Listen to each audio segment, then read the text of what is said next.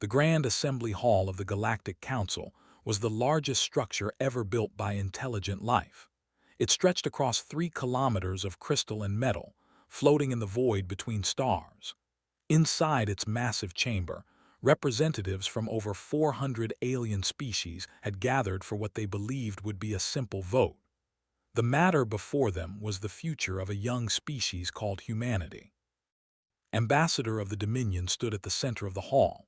He was tall and covered in violet scales that shifted color with his mood. 4 muscular arms extended from his torso, and when he spoke, his words clicked and hissed before the translator turned them into something everyone could understand. The had dominated galactic politics for 2,000 years and carried himself with the confidence of someone who had never lost an important vote. The motion before this council is simple, announced. His voice echoed through the vast chamber. Humanity must be banned from galactic trade routes. They must be excluded from military alliances. They must be forbidden from colonizing any world beyond their own solar system. They must be contained before they spread their chaos across our carefully ordered galaxy. Sounds of agreement rose from dozens of delegations. There were tall, insect-like beings with clicking mandibles and compound eyes. They clattered their approval loudly. There were clouds of intelligent gas contained within floating spheres, and they swirled in patterns that indicated amusement. There were massive creatures made of living rock, and when they rumbled their agreement, the floor of the chamber shook. In the far corner of the hall sat the human delegation. Their section was small and positioned in a place that made it clear how little the council thought of them. Commander Daniel Hayes sat with his hands folded on the table before him. He was a man in his early 50s with gray hair cut short and a face that revealed nothing of his thoughts. Beside him sat Dr. Lisa Marsh, a woman in her 40s who served as Earth's senior diplomatic representative to the council. She had brown hair pulled back in a practical style and eyes that missed nothing. Continued his speech with obvious pleasure. Humanity has been traveling among the stars for less than 300 years. In that short time, they have already demonstrated every quality that makes a species dangerous to galactic civilization. They are violent beyond reason. Their own history is filled with wars fought over territory, resources, and ideas. They have killed billions of their own kind. Lisa kept her face neutral as she took notes on her tablet. Daniel sat perfectly still. They are emotional and unpredictable, went on. They make decisions based on feelings rather than logic. They form attachments that cloud their judgment. They take risks that no rational species would consider. Laughter rippled through the chamber. A representative made a gesture that translated as mockery. A delegate shook his massive head slowly. Perhaps most concerning, said, is that they cannot even maintain peace among themselves. They still fight over resources they have in abundance. They still argue over borders and beliefs. If they cannot agree with their own kind, how can we expect them to function within our galactic community? Representative of the collective rose to speak. There were slender beings with silver skin and large dark eyes. They were known throughout the galaxy for their intelligence and their tendency to look down on younger species. The ambassador speaks truth, said. Humanity has nothing to offer this council. They are primitive. They are unstable. They are a danger not only to themselves but to everyone they encounter. I urge all members to vote in favor of containment before these creatures cause damage that cannot be undone. More sounds of approval followed. Daniel leaned toward Lisa and spoke quietly. How does the vote look? Lisa checked her tablet and kept her voice low. 312 in favor of the ban, 47 opposed. The rest are not voting either way. We have lost, Daniel. Daniel nodded slowly. He had expected this outcome. Humanity was young and small and strange by galactic standards. They had no powerful allies and no leverage. The great powers of the galaxy had decided that humans were too much trouble to deal with, and there was apparently nothing that could change their minds. But Lisa was not ready to give up. There might be something, she said. Her fingers moved across her tablet, pulling up a file she had kept hidden for months. "Do you remember the incident?" Daniel frowned. That was classified at the highest level. A stellar event threatened one of the colony worlds. The official report said it resolved itself naturally. The official report was a lie. Lisa turned her tablet so Daniel could see the file. "This is the actual footage from that day. I obtained it through channels I cannot discuss. The Council suppressed it because it would have embarrassed several major powers. But if we are going to be thrown out of galactic civilization anyway, I think the truth deserves to be told." Daniel studied the file for a long moment. Then he looked up at the podium where was accepting congratulations from other delegates, clearly confident that victory was already his. "Do it," Daniel said. Lisa stood up from her seat. Her movement drew attention, and the chamber gradually fell quiet. A human requesting to speak was unusual enough to spark curiosity even among those who wanted nothing to do with humanity. "I request the floor," Lisa announced. Turned to look at her. His scales shifted to a color that suggested irritation mixed with amusement. "The human delegation wishes to speak? How charming. Very well. You may have 5 minutes to delay what cannot be stopped." Lisa walked toward the central platform.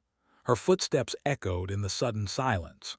400 species watched the small human woman approach the speaking position with expressions ranging from pity to contempt to boredom.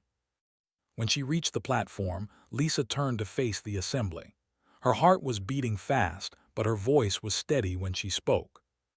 "Distinguished representatives of the Galactic Council, before you cast your final vote on the fate of humanity, I believe you deserve to see something. 6 months ago, the colony world of Prime faced destruction. Your official records state that a natural stellar event threatened the planet and then resolved itself without intervention.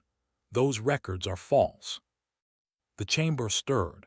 Several delegates exchanged glances. Scales began shifting toward an uncertain gray. "I have obtained the actual footage from that day," Lisa continued.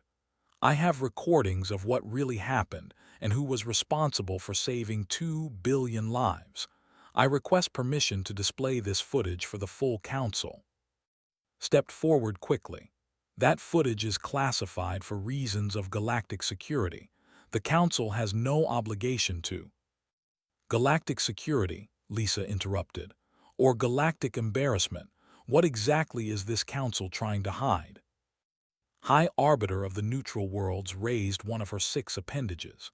She was ancient even by galactic standards, her body withered but her mind still sharp. She had earned her position by never taking sides and always demanding truth. "Let the footage play," commanded. "If there is deception in our records, we must know of it. Truth is the foundation of justice."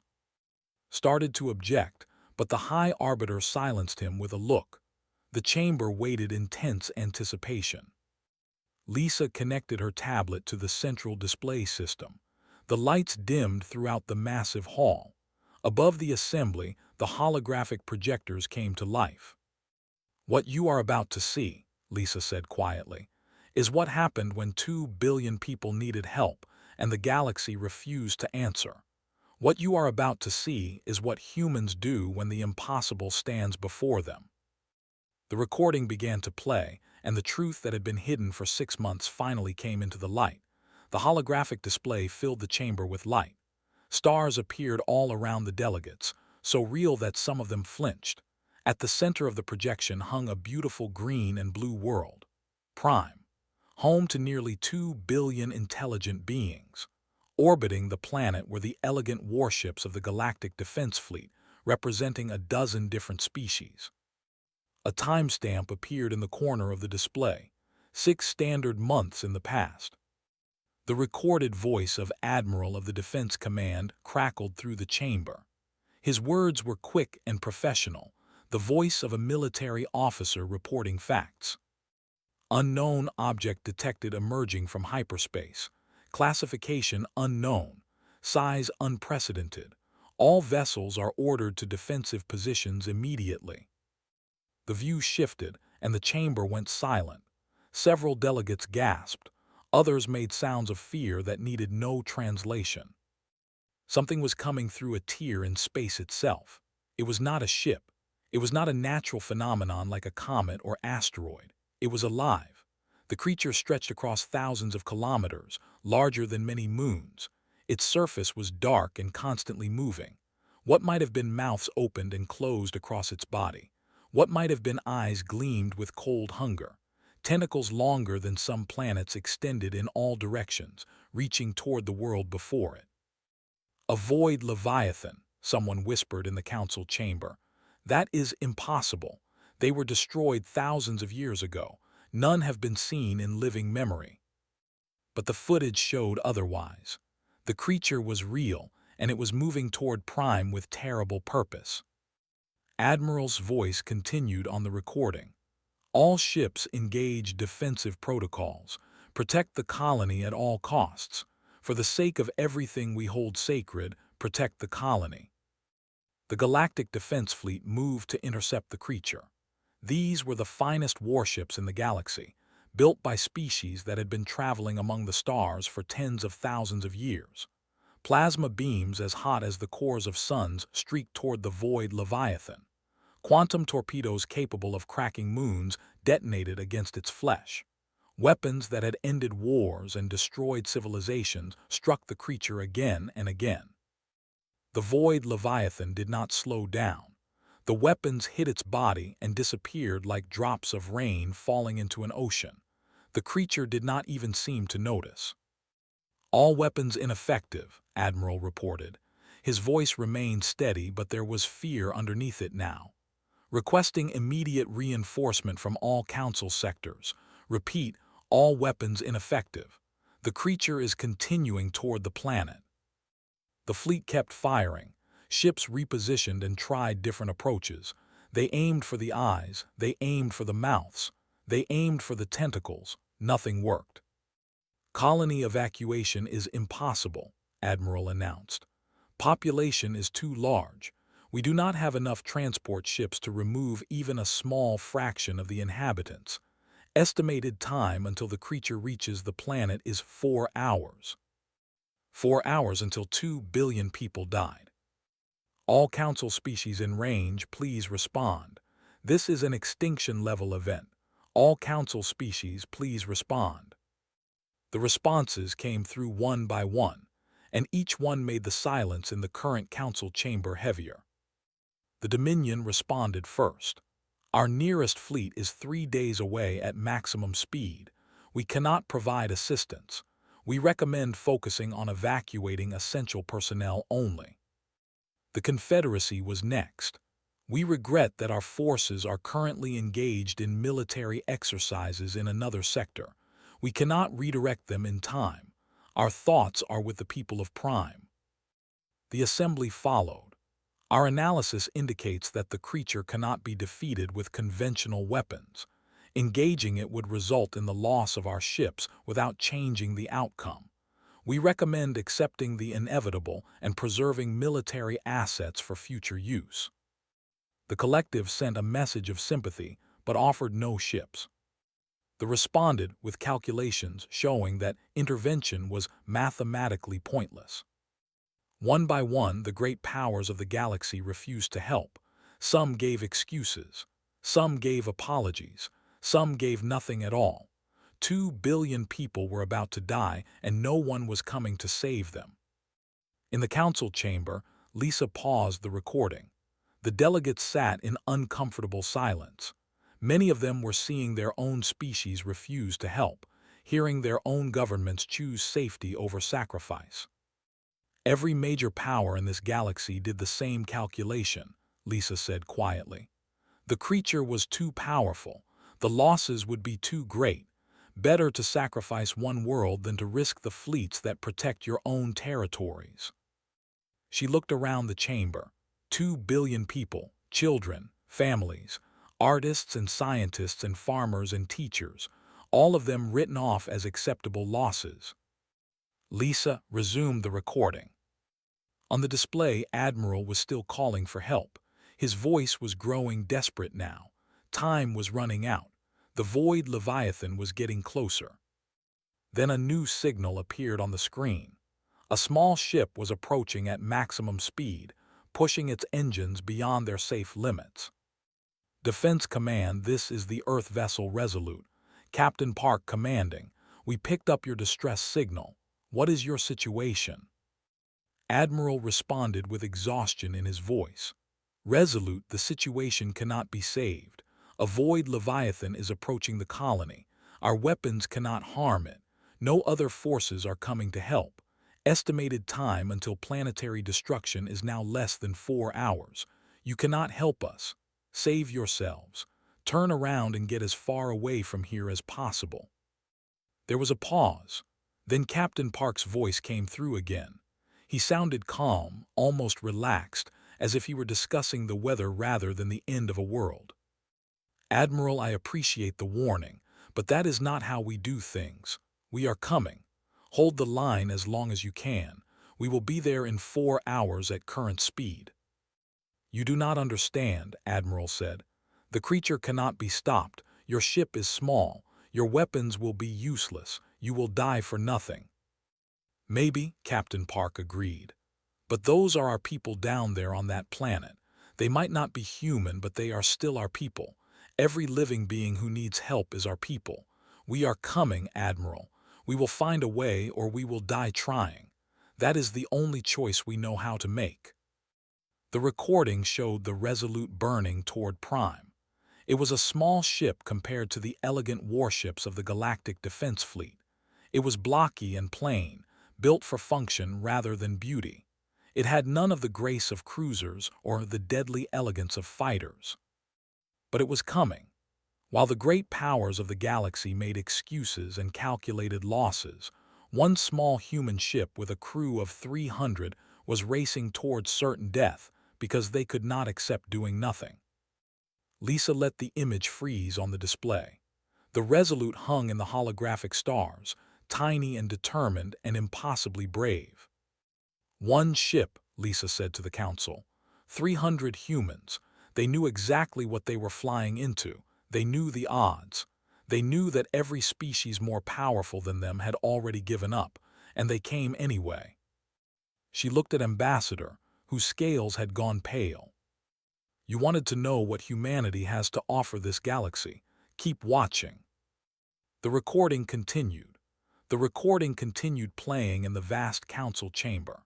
Every delegate watched in silence as the small human vessel pushed its engines beyond their limits, racing toward a monster that had shrugged off the weapons of the most advanced civilizations in the galaxy.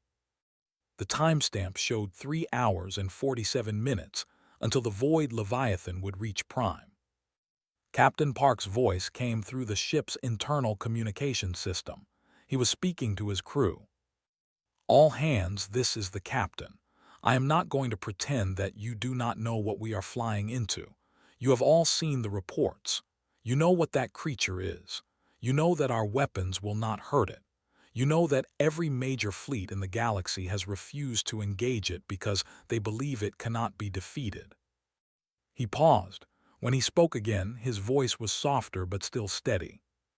We are 300 people on a ship that was never designed for this kind of fight. We are outmatched in every way that matters.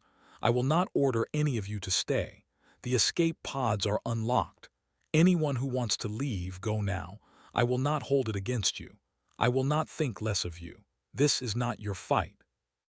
Silence followed. Then Chief Engineer Torres responded from the engine room.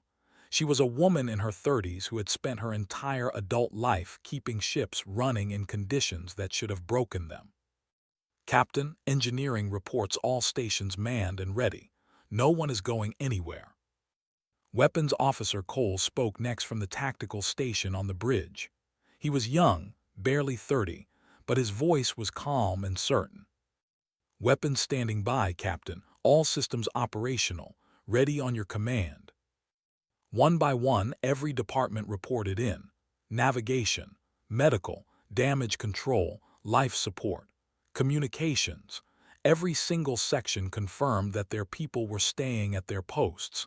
300 humans had been given the chance to escape certain death, and not one of them had taken it. "Understood," Captain Park said quietly. "It is an honor to serve with all of you. Now let us figure out how to kill this thing." The recording showed the bridge of the Resolute as the command crew gathered around the tactical display. The void Leviathan filled most of the screen, its impossible bulk blocking out the stars behind it. "Standard weapons are useless," said. "We watched the defense fleet throw everything they had at it. Nothing penetrated the outer layers." Pulled up sensor data on another screen. "The creature is mostly organic. It has something like a metabolism. It must have some kind of internal structure that keeps it alive." "So we need to get inside," Captain Park said slowly. "Hit it from within where it might be vulnerable." Shook his head. "Captain, even if we could get inside the creature, our weapons would not do enough damage. We would need something massive, something that could destroy it from the center." The bridge went quiet. Everyone understood what was not saying. The only thing on the Resolute powerful enough to destroy something that large was the ship itself, specifically the reactor core.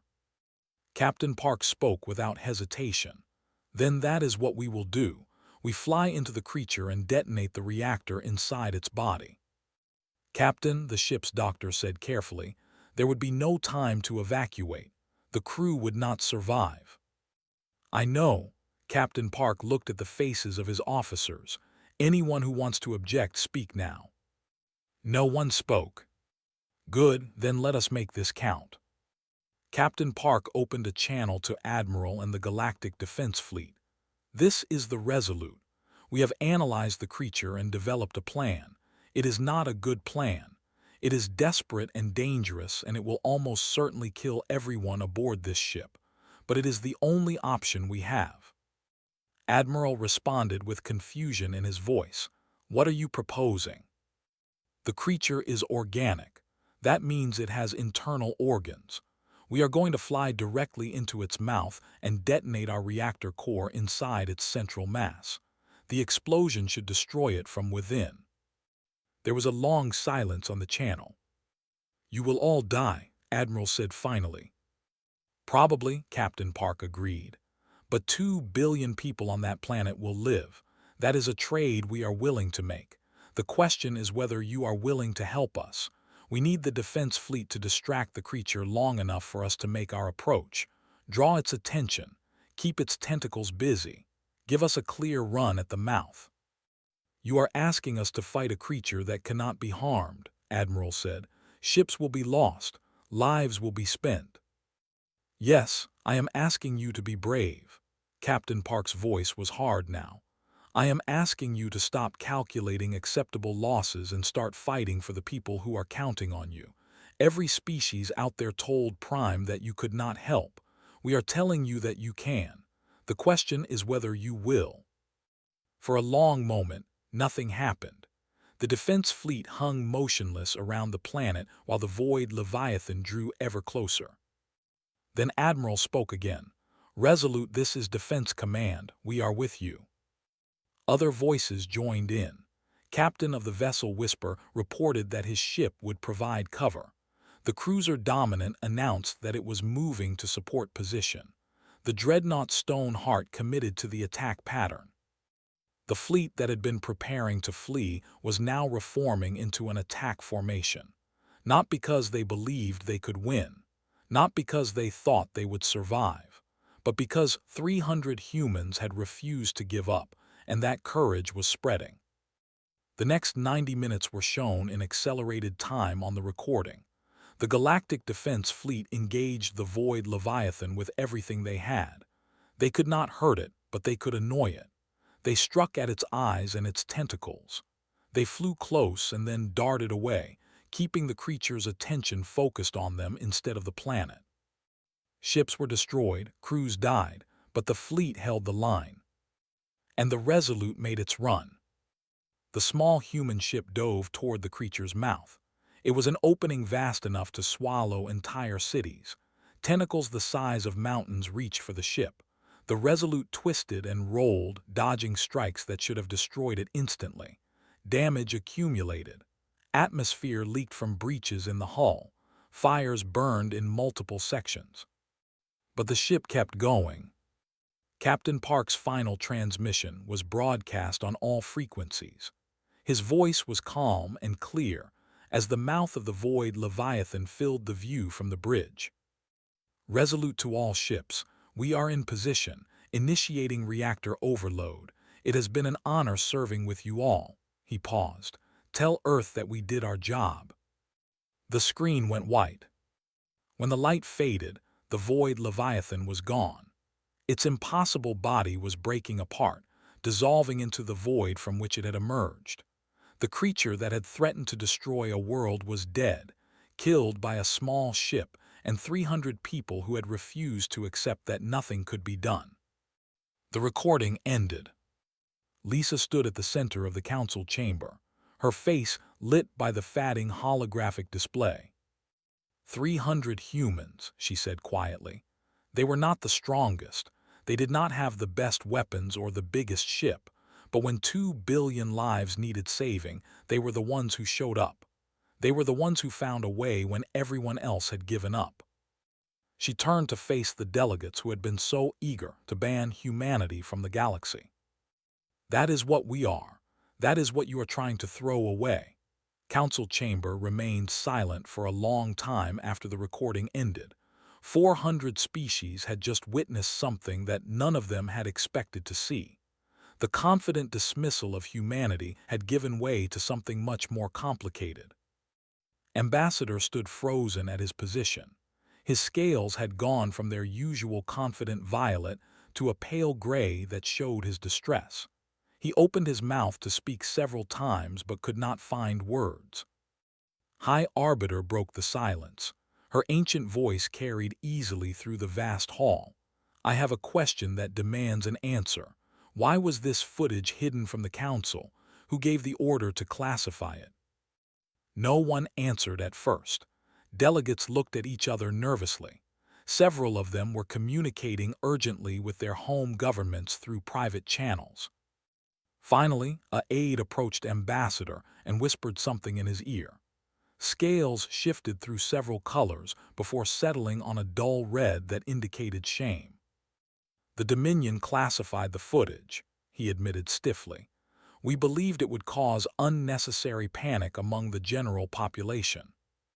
Panic, repeated. Her voice was sharp enough to cut through metal. The greatest threat to emerge in 10,000 years appeared and was defeated, and you thought people would panic about that. Or did you fear something else, Ambassador? Your species commands the largest military fleet in the galaxy. Where was that fleet during the incident? Hesitated, his forearms folded and unfolded nervously. Daniel Hayes stood up from the human delegation section and walked toward the center of the chamber. He moved slowly and deliberately, giving everyone time to watch his approach. I can answer that question, Daniel said. The Resolute picked up communications from every major fleet in the sector during the crisis. We have recordings of those communications. He looked directly at. The fleet was not 3 days away. It was less than 12 hours out. Your commanders knew about the Leviathan before anyone else because your sensors detected it emerging from hyperspace. They calculated that engaging the creature would result in significant losses to your fleet. They decided that Prime was not worth the cost. Gasps echoed through the chamber. Several delegates rose from their seats in outrage, but waved them back down. His scales had gone almost white. That is a serious accusation, he said quietly. It is the truth. Daniel turned to face the full assembly. And it was not just the fleet was engaged in military exercises less than 6 hours away. Their commanders received the distress call and chose to continue their exercises. The Dreadnought group was 4 hours out and turned back after determining that engagement was too risky. He let his words sink in before continuing. Every major power in this council made the same decision. You calculated the odds. You weighed the costs. You decided that 2 billion lives were not worth the risk. And then you covered it up because you did not want anyone to know that you had chosen to let a world die. 300 humans did not make that calculation, Lisa added from her position. They saw people in danger and they came to help. That is the difference between us and you.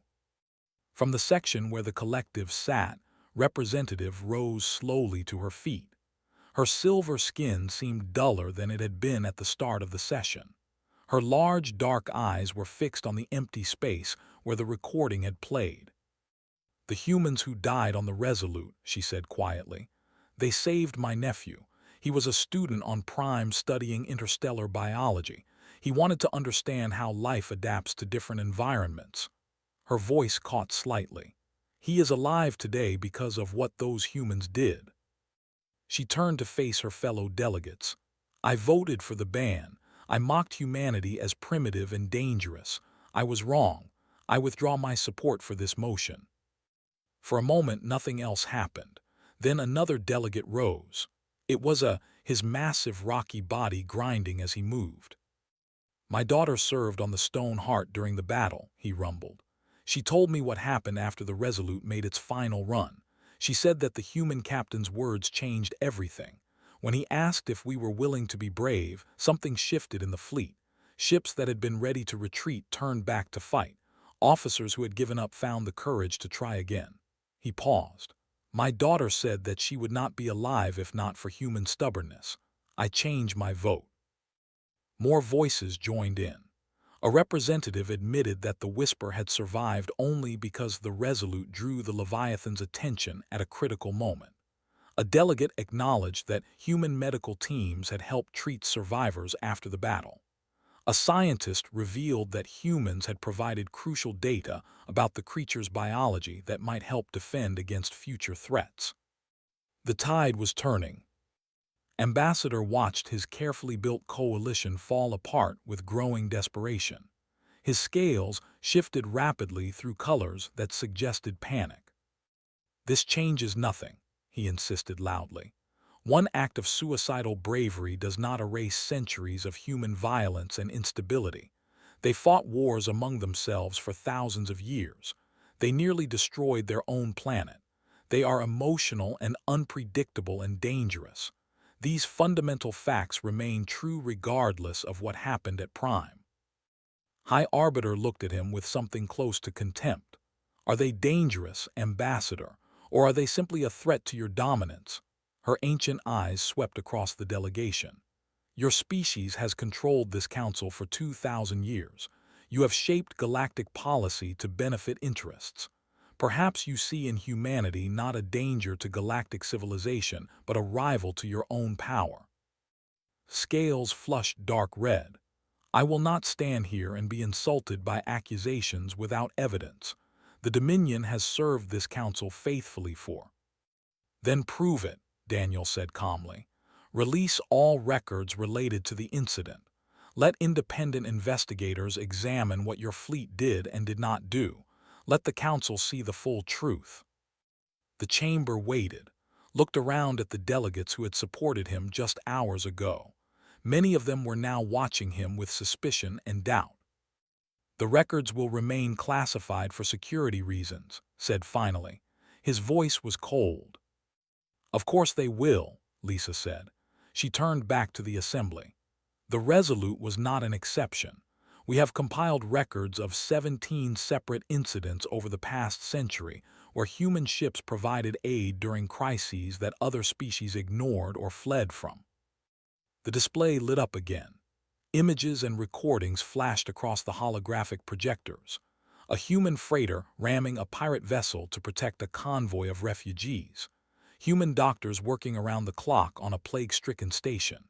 Human engineers holding together a collapsing mining platform with nothing but basic tools and desperate determination.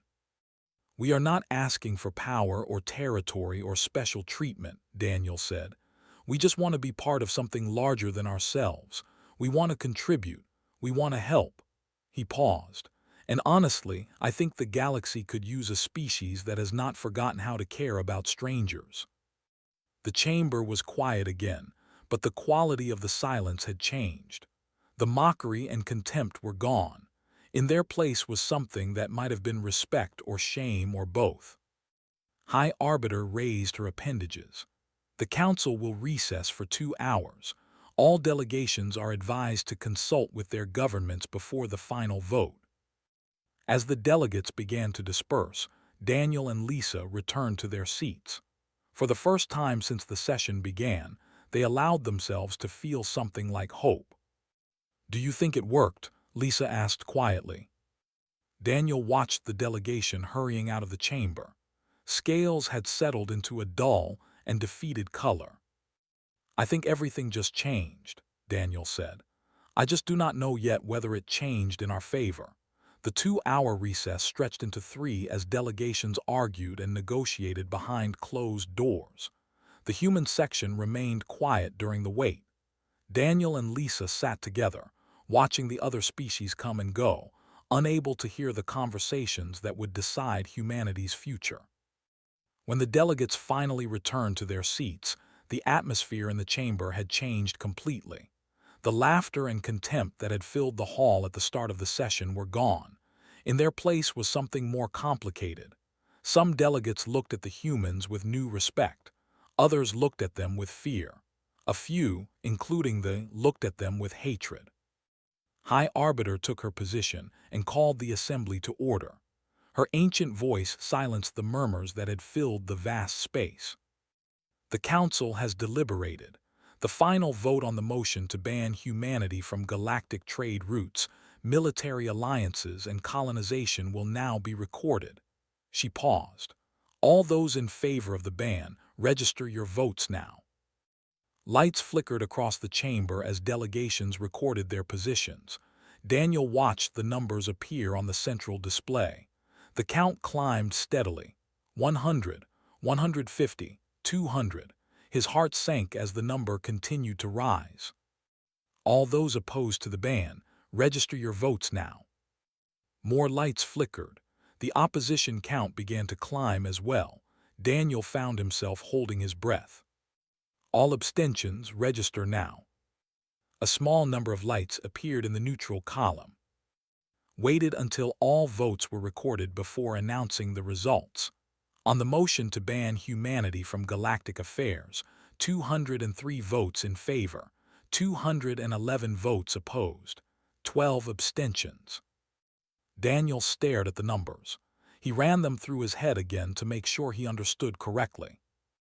"The motion fails by 8 votes, announced. Humanity will not be banned from the galactic community." A wave of shock rippled through the chamber.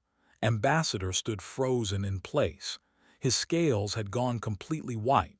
For the first time in history, a motion they had championed had been rejected by the council. Lisa grabbed Daniel's arm. Her composure had finally cracked and there were tears in her eyes. "We won," she whispered. "We actually won." But was not finished. Furthermore, the High Arbiter continued.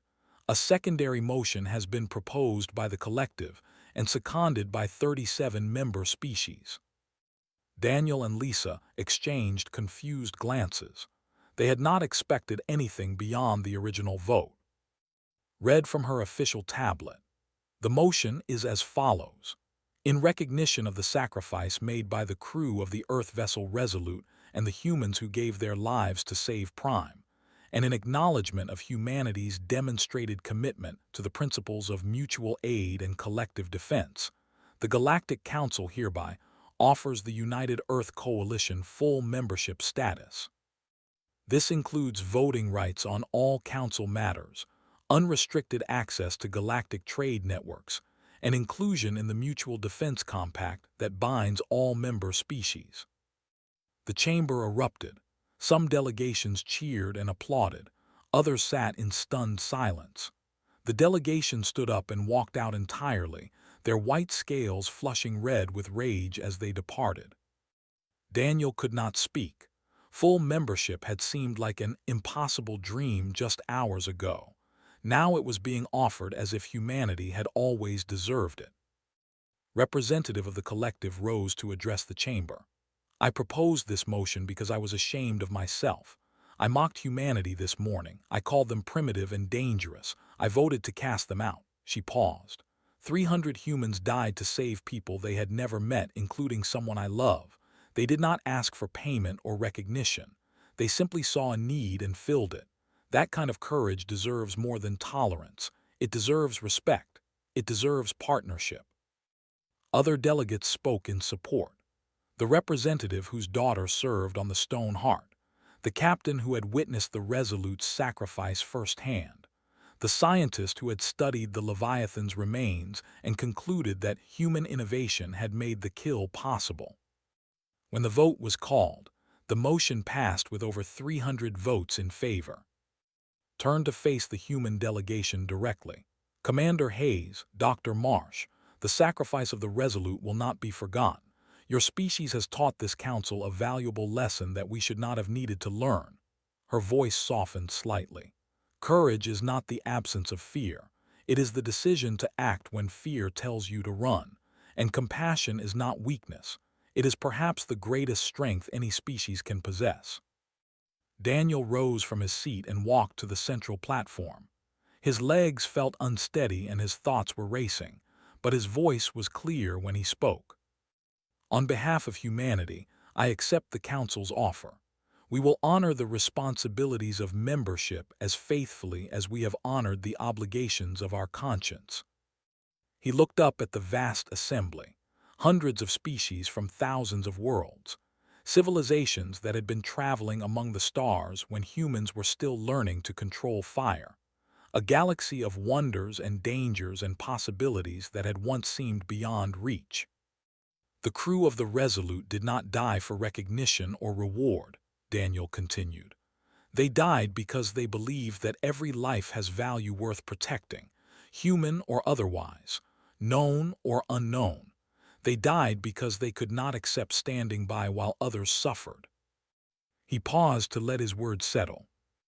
"We will continue to uphold that belief, not because it benefits us, not because we expect anything in return, but because it is right.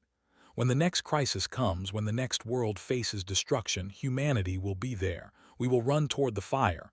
We will fight the things that cannot be fought. We will sacrifice ourselves for strangers." He smiled slightly. "That is simply who we are." The applause that followed was not unanimous, but it was substantial. As Daniel returned to his seat, delegates from dozens of species approached to introduce themselves. Some offered apologies. Others offered alliances. All of them treated him with a respect that would have been unthinkable that morning. Later, as Daniel and Lisa boarded the shuttle that would return them to their ship, Lisa paused at the airlock and looked back at the massive structure of the council hall floating among the stars. "Do you think they will really accept us?" she asked. "Not just officially, but truly accept us as equals?" Daniel considered the question carefully.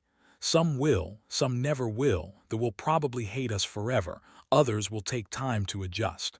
He shrugged. "But that is not really the point." "Then what is?" "The point is that we showed up. When it mattered, we showed up.